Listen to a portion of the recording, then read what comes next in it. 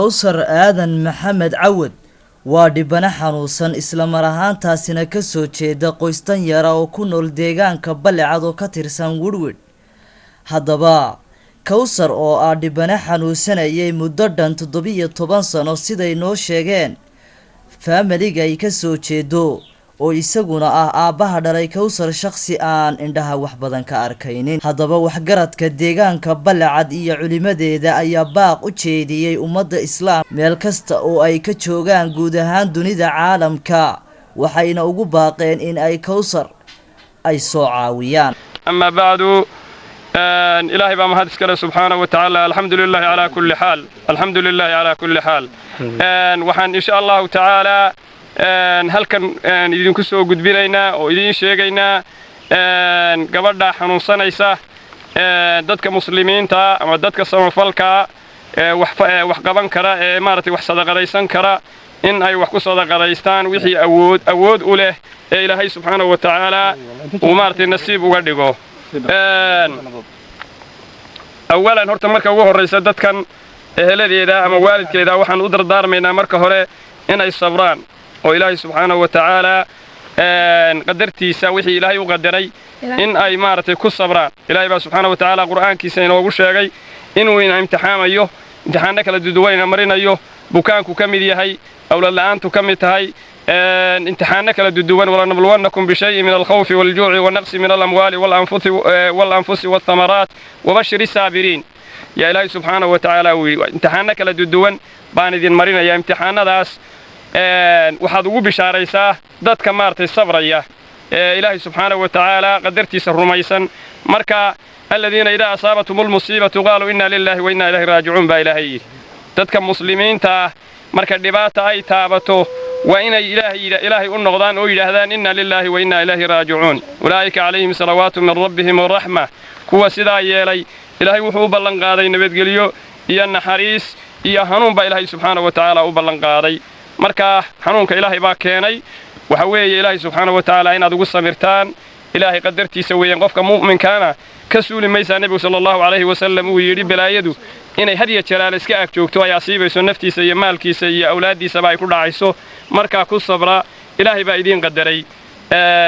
halka waalidka ayaan insha Allah taala iyo dadka ehladeeda ayaan kaga gudbayaa dadka kale ee islaamka ah waxaan u diraynaa wixii maartay ilaahay subhanahu wa ta'ala u qadaro ee ay awoodaan inay u soo diraan ilaahay subhanahu wa ta'ala quraankiisa waxa uu ku yiri inna rahmatallahi qariibun min almuhsinin qofka muhsinka ee wanaaga fala ilaahay naxariistiisa u dhow ilaahay naxariistiisa diris la wallahu fi auni alabd ma kana alabd fi auni akhihi ilaahay wuxuu u kaalmaynayaa adoonkiisa inta uu walaalkii qofka muslimka walaalkiisa kale u kaalmaynayo waman faraja mu'minan an kurbatin min kurabi dunya faraja Allahu anhu kurbatan min kurabi yawm alqiyamah qofkii qof mu'min oo muslima ama islaama maartay ka fayda kurbo iyo dhibaato haysata ilaahay baa kurbooyinka waaweyn ee qiyaamaha maartay isagana ka fayda irhamu man fil ardi yarhamkum man fis samaa naxariista waxa dhulka jooga baa ilaahay yiri samada la idinka naxariisanaya wixii markaa islaama ama maartay wax qaban karo oo ilaahay subhanahu wa ta'ala baa wax qabtee wixii maartay wax ku darsan karo oo wax la qaban kara ehelada iyo dadkaas aad aragtaan bidhaantooda aad aragtaan waxaan codsanaynaa in ilaahay dartii u caawiyaan subhanahu wa ta'ala bayaal gabadhan oo aad aragtaan oo xanuunsanaysay muddo dhowr iyo 10 sano 16 sano taqriiban xanuunsanaysay oo halka taala oo waxa weeye cid kale oo kaalmaysana aysan jirin xanuunkaana qabta ba walaalayaal dhammaan dadka muslimiinta ah waxaan ka codsanaynaa gabadha inay wax qof kasta waxa uu awoodo uu ku soo caawiyo waxa weeye waa cibro qof kasta waxa weeye waa dadku factabiru ya ulil absar way ha ku cibra qaad dadka aqliga leh waxa weeye imtixaan ba inoo tahay wala inagu imtixaamaya kuwa maqan kuwa arka kuwa qof kasta oo og qof kasta oo arka waxay u tahay imtixaan idan nabiguna salawaatu rabbi wa salaamu alayhi wa ki ulaha man satara musliman qofka qof muslima astura أما وحقبته ستره الله يوم القيامة وحال سبحانه وتعالى وأستريا والله سبحانه وتعالى ميل عن أوجينيا والله سبحانه وتعالى جنة الفردوس الأعلى أوسينيا وحويه dadka noocaas dadka muslimiinta u gargaara dhammaan waxaan ka codsanaynaa dadka muslimiinta meel kasto ay joogaanba inay gabadha xanuunsanaysa qofka indhihiisa qofka iimaan ku jiro ee aqli leh ee arka ama dadkan jooga ha ahaadeen ama kuwa ka maqanba ha ahaadeen waxa weeye in la soo caawiyo oo waxa weeye walaalayaalow waanu idinka codsanaynaa qofka arka ee waxa weeye diida aad iyo aad bay waxa weeye wiciid xun ku soo arooraya ilaahayna wuu leeyahay watacaawanu cala albirri wattaqwa wal iskaalmaysta rabbi subhanahu wa ta'ala uu leeyahay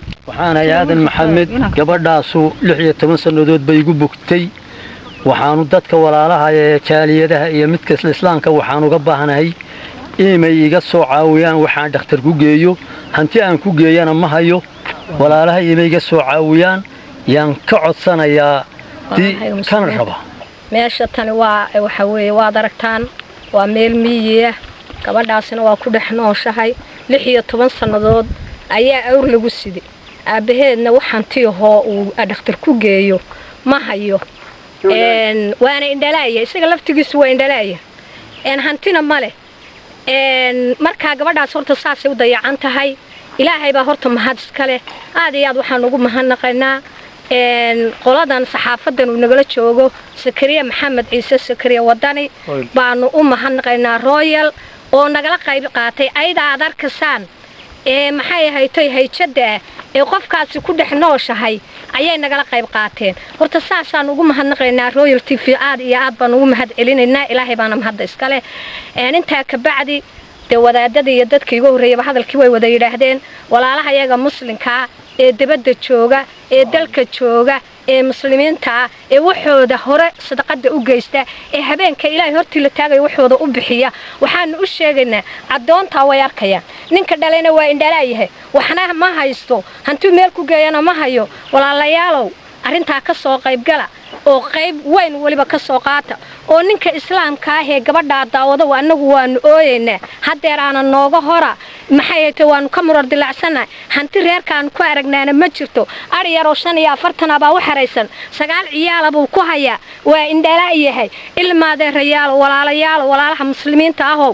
soo caawiya reerka waxaan u sheegayaa ummadda islaamka meel kasta ay joogto ilmaha yar ee hooyo aabihii iyo hooyadii ugu samreen 16 sanadood sida aad arkaysaan sawirka muuqaalka aad u arkaysaan ilaahay dartii ugu samray maal iyo mood iyo maal la ayna u haysan awrka xitaa lagu geeyo marka reerku guura waa garanaysa wixii Soomaaliya waa garanayaan reerka awrka loogu raro ee gabadha lagu qaado reer baa looga soo bariya xitaa awrka ma laha arina 45 sidii dadkii hore soo sheegeen 45 ariya reerka u xareysan 9 caruurna waa ku haystaan waxaan islaamka ilaahay wixii khayrka jecel ee jecel ajarka jecel ee xasanaadka jecel waxaan u sheegaynaa inay ka soo qayb qaataan si kastaba ha ahaatee dhibana Kawsar ayaa dhibana xanuunsanayay muddo 16 sano mana aysan jirin cid kala qayb qaadatay aabaha dhalay isagoo ah shakhsi dan yara Sakariya Maxamed Ciise Sakariya Wadani wararka telefishinka caalamiga ah ee Royal magaalada Wuruud